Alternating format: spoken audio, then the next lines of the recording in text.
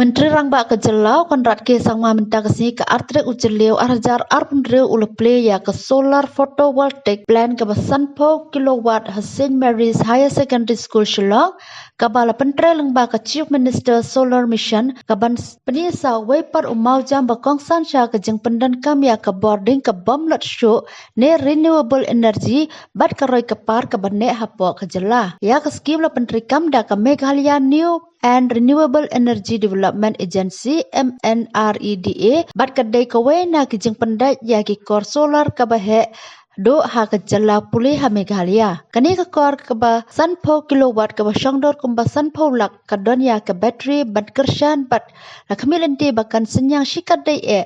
Syah ke jing la pendap ya ke jing pendan kam boarding jong ke sekolah ba ke boarding ke bekhoy bat ke bom not show keran ha ke jing lang menterang ba Konrad ke sang mau lepen pau ya ke jing kongsan ke boarding ke bom not show haba pendan kam bat ha ke jing ikon ya ke jing kela ke sunbdang bat penti kena ya ke lawai ke bedap ke bebiang na ke benta ke Meghalaya ke boarding ke bom not show kam de show tang ke jing mot ke dai ke jing dot kam jong ke por ulang haba pen pau ba ke jing nang jur ke jing ta jong ke jing kela kesun benang ya ke mariang ke kamai keji bat ke jing imaman kesni kala penlong ya ke sorka bat ke imlang salang menubat kat besyam ya ke telong menyo ya ke boarding ke bekhoy ha besyam ya ke ni ke jing plekum ke dak ke jing syim kia ke sorkar Jelah ban penmi ya ke boarding ke bom not show umenterang ba ulo banjur ba ke sin jam jong ke roi ke par ke bejap ke dan kam kambon sya ban ya ke jing pendan kam tang ya ke teknologi kat ba ke teknologi kami namar jungi bangila ban weng ya jing ke teknologi dala dia kampat biang setia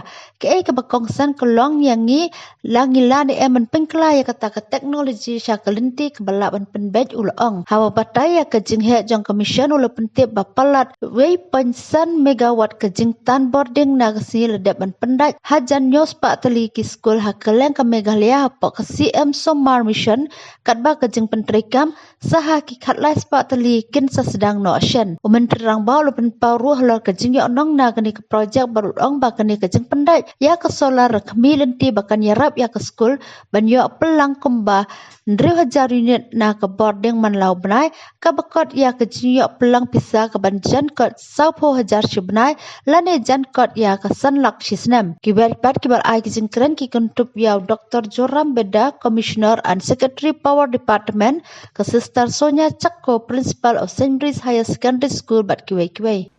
It's an honor and privilege that we got the opportunity as a power department to install this 50 kilowatt solar power plant. Now you must have read a lot about renewable energy, so you are seeing firsthand the kind of implementation that we will be doing or we have done. You have heard in the news repeatedly about the West Asia crisis, about the Strait of Hormuz and the cascading effects that is happening on the economy on several nations across the world. And you would realize time and again the emphasis that has been given by the central government and also the state government on renewable energy. As a part of that initiative and emphasis, our Honorable Chief Minister also envisioned that renewable energy is the answer for the future.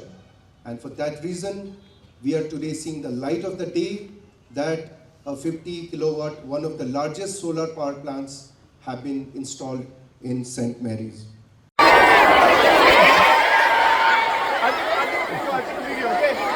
Okay. 1, 2.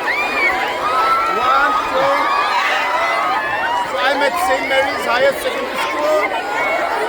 with all our students here. We are here to inaugurate the 50 kilowatt solar panel. So guys, say hi.